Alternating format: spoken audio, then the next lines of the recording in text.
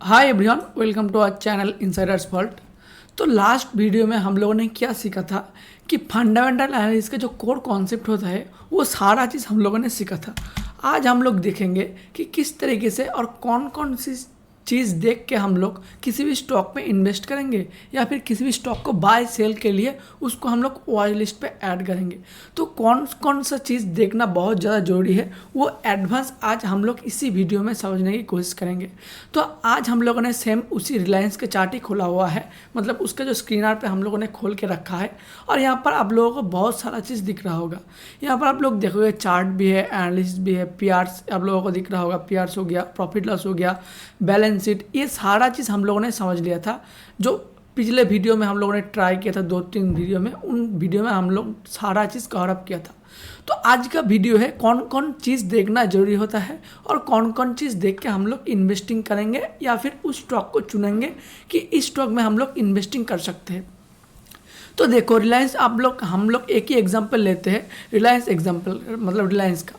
तो रिलायंस का किसी भी स्टॉक में अगर आप लोग इन्वेस्टिंग करना चाहते हो तो उसका मार्केट कैपिटलाइजेशन देखना बहुत ज़्यादा ज़रूरी है, क्योंकि किसी भी स्मॉल कैप स्टॉक में अगर आप लोग इन्वेस्ट कर दिए हो तो स्मॉल कैप बहुत वोलेटाइल हो सकता है कुछ दिन के लिए ऊपर साइड भी चला जाए, फिर वो नीचे की तरफ आ जाएगा। तो इस केस में अगर आप लोग लॉन्ग टर्म में इन्वेस्टिंग करना चाहते हो तो मार्केट कैपिटलाइजेशन बहुत ज़्यादा ज़रूरी होता है।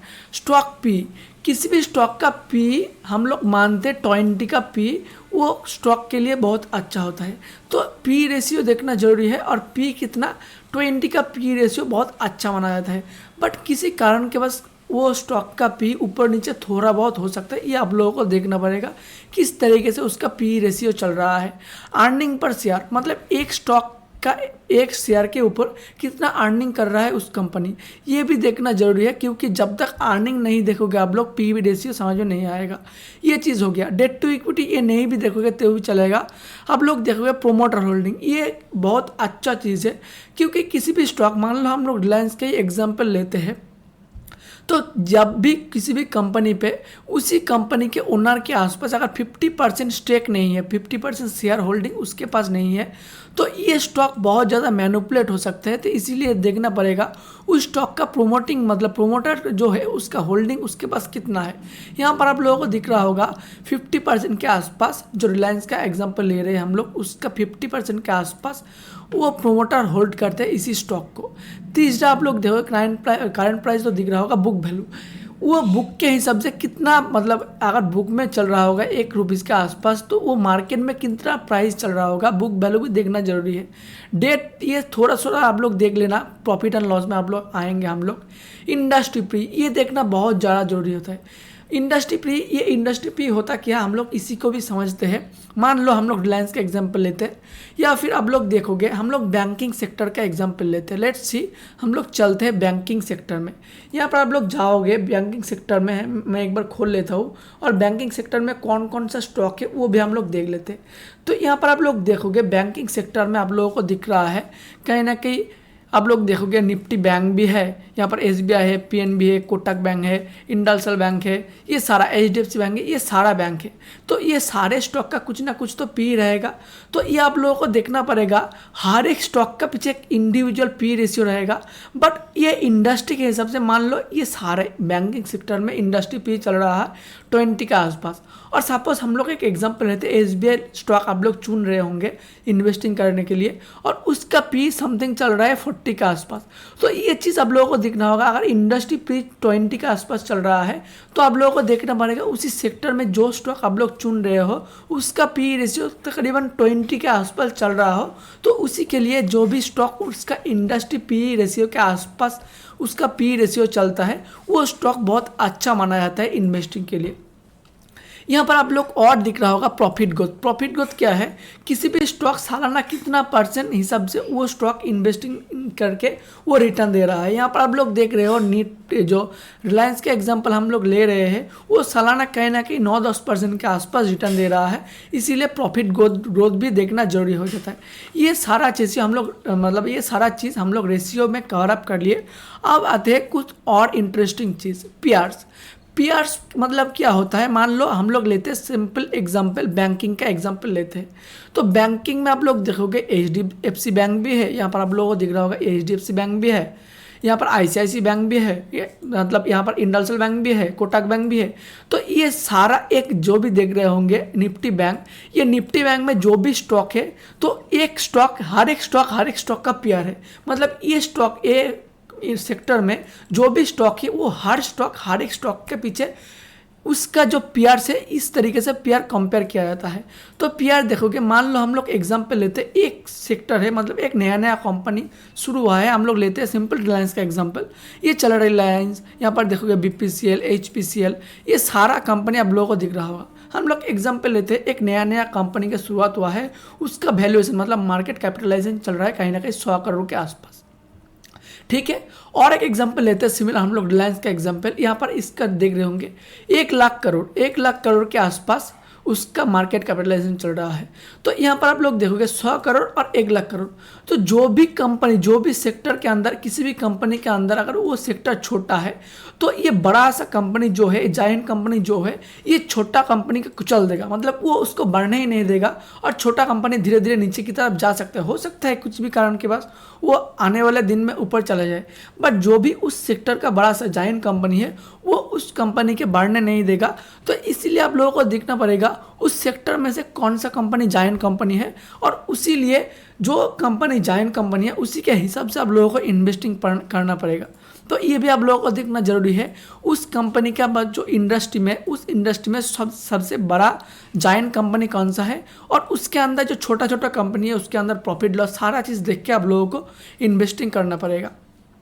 और एक चीज़ आप लोगों को दिख रहा है, यहाँ पर आप लोग देखोगे एनालिसिस हम लोग समझ लिए क्वार्टर्सली, यहाँ पर क्वार्टर्स आप लोगों को दिख रहा है क्वार्टरली रिजल्ट, मतलब यहाँ पर देखोगे ऑपरेटिंग प्रॉफिट, ये सालाना आप लोग देखोगे जून 2022, मतलब ये हम लोग देख लिए, ये तो मंथली हिसाब से, हर 3 मंथ के हिसाब से यहाँ पर आप लोग देखोगे।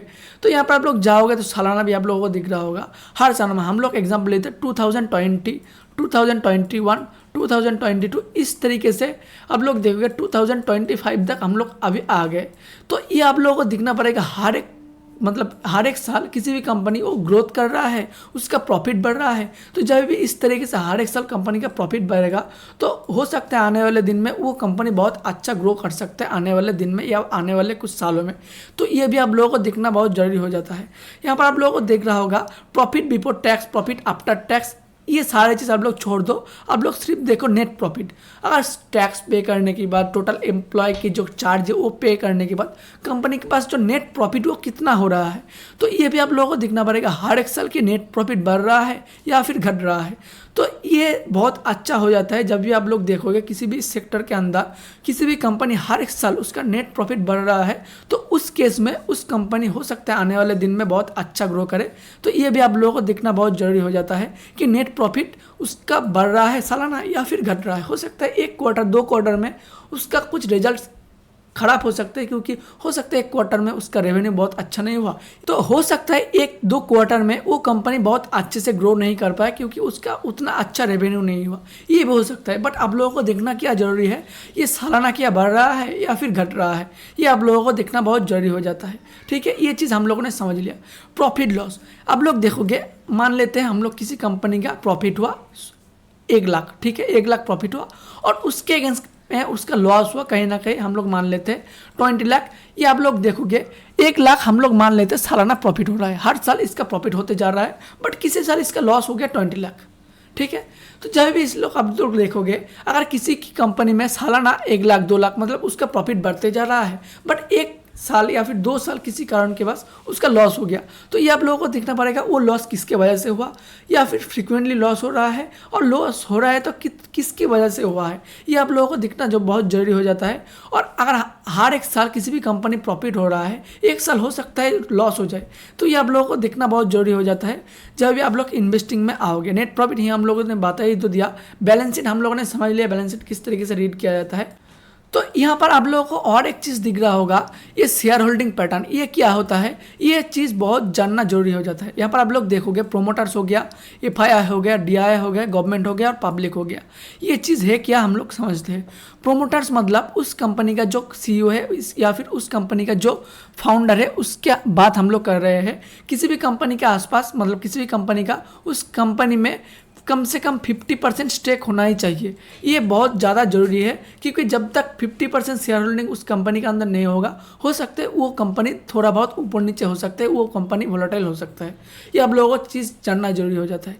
एफआईआई क्या होता है, जो फॉरेन इन्वेस्टर इंडिया में आके या फिर हमारा इंडिया की कोई इन्वेस्टर अगर यूएस में जाके कोई इन्वेस्टिंग कर रहा है तो उनको बोला जाता है फॉरेन इन्वेस्टर। फॉरेन इन्वेस्टर मतलब ये हमारा देश के इन्वेस्टर नहीं है और इसके पास बहुत अच्छा खासा पैसा होता है और इन लोग आके इन्वेस्टिंग करते हैं हमारा कंपनी में, हमारे देश के कंपनी में। तो अब लोगों को देखना पड़ेगा क्या किसी भी कंपनी के अंदर वो जो एफआईआई का होल्डिंग है वो धीरे धीरे बढ़ रहा है या फिर घट रहा है। अगर किसी भी कंपनी के अंदर जो एफआईआई है उसका प्रॉफिटेबिलिटी इसका या फिर उसका इन्वेस्टिंग धीरे धीरे परसेंटेज वाइज बढ़ते जा रहा है, तो इसका मतलब होता है वो कंपनी बहुत धीरे धीरे अच्छे ग्रो करने की पॉसिबिलिटी बहुत ज़्यादा हो जाता है। डीआई क्या है, डीआई होता है हमारा जो देश के इन्वेस्टर। आप लोग अगर म्यूचुअल फंड किए होंगे तो म्यूचुअल फंड में जो आप लोग पैसा देते हो उसी को ही डीआई बोला जाता है। और डीआई किस तरीके से इन्वेस्टिंग करते हैं, वो आपका पैसा लेके किसी ना किसी स्टॉक में इन्वेस्टिंग करता है और उन लोग हमारे ही देश के जो स्टॉक है उन स्टॉक में इन्वेस्टिंग करते हैं, तो उन लोगों को बोला जाता है डीआई। तो ये भी आप लोगों को दिखना जरूरी है कि डीआई होल्डिंग धीरे धीरे किसी भी कंपनी के अंदर बढ़ रहा है या फिर घट रहा है। तो जब भी किसी भी कंपनी के अंदर डीआई होल्डिंग बढ़ता है, हो सकता है पॉसिबिलिटी इज़ वेरी हाई वो कंपनी आने वाले दिन में बहुत अच्छे से ग्रो कर सकता है। ये आप लोगों को और चीज़ देखना जरूरी है। गवर्नमेंट होल्डिंग ये बहुत ज़्यादा अच्छा नहीं है, बट ये धीरे धीरे बढ़ना चाहिए किसी भी शेयर के अंदर। पब्लिक ये क्या होता है, जो रिटेल हम है आप है, ये सारे चीज़ आप लोग देखोगे। पब्लिक होल्डिंग ये बहुत ज़्यादा मैटर नहीं करता, बट ये भी आप लोग देखोगे किसी भी स्टॉक के अंदर मान लो पब्लिक मतलब रिटेल जो है उसका इन्वेस्टिंग बढ़ रहा है, बट जो एफआईआई है डीआई है उसका इन्वेस्टिंग घट रहा है। तो इसका मतलब क्या होता है, मार्केट में जो पब्लिक है वो धीरे धीरे लिक्विडेट होते जा रहा है और एफआईआई डीआई जो शेयर होल्डिंग पैटर्न है वो उन लोगों का जो शेयर है वो पब्लिक को छोड़ के उन लोग ये शेयर से एग्जिट ले रहा है। तो इसका मतलब होता है जब भी किसी भी कंपनी के अंदर पब्लिक शेयर होल्डिंग बढ़ता है और एफआईआई डीआई का शेयर होल्डिंग गिरता है तो वो कंपनी धीरे धीरे फॉल हो सकता है या फिर वो कंपनी धीरे धीरे अंडर परफॉर्म कर सकता है। तो ये आप लोगों को दिखना बहुत ज़रूरी हो जाता है। और एक चीज़ यह बताना नहीं चाहिए, फिर भी मैं बता देता हूँ, आप लोगों को ये चीज़ दिखना चाहिए कि किसी भी कंपनी के अंदर जो पॉलिटिकल पावर है वो क्या बढ़ रहा है या फिर घट रहा है। अगर मान लो किसी भी कंपनी के अंदर पॉलिटिक्स का बहुत ज़्यादा मतलब असर है तो वो कंपनी हो सकता है धीरे धीरे अच्छे से ग्रो कर सकता है। तो इसके बारे में हम लोग बहुत ज़्यादा बात नहीं कर सकते, ये आप लोगों को जानना जरूरी है, इसलिए मैंने बता दिया। तो यही है आज का सिंपल जो हम लोगों ने डिस्कस किया था, किस तरीके से स्टॉक को सिलेक्ट किया जाता है, हम लोग क्या क्या देख के इन्वेस्टिंग करेंगे। तो अगर आप लोगों को वीडियो अच्छा लगा तो लाइक एंड शेयर और फ्रेंड्स, मिलते हैं नेक्स्ट वीडियो में, तब तक के लिए बाय बाय, थैंक यू।